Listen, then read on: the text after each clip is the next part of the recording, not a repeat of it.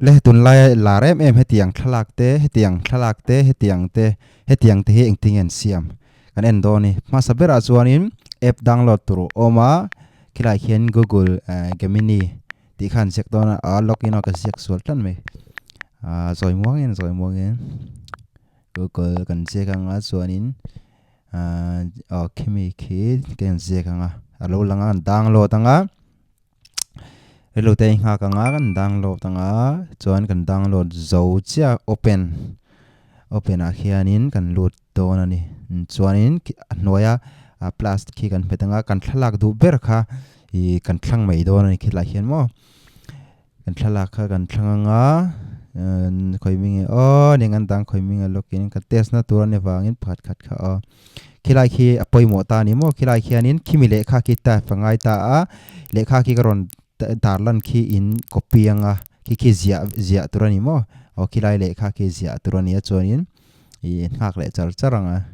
vir chung khi I net internet chat pa ngai te po hi ngai ve thina kan kha kanga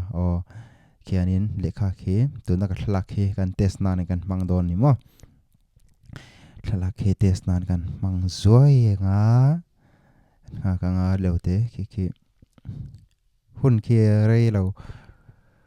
rei deuh te bom thina rei lo te bom thina ni kilai tak khi lo shet thiamatan ni sela te khiana thei chia login noi he kan lut thla ki thian lo thei mai ni khi tiang khi chuanin achunga khimi download te khi me mai tur ni du kan saves kan du kan thalak pic eng pic apo khamo ka ti khan kan olsam ta khanin asiam thei to mai ni ti kha kan shile du tuna chuanin thalak dang khamo thalak dang te po kan siam chin ngal don ni thalak dang te po kan siam chin ngalanga khi kan test vele chin don ni ki ti khian mo ki ti khian ron lang le ta maya olsam ni app download ta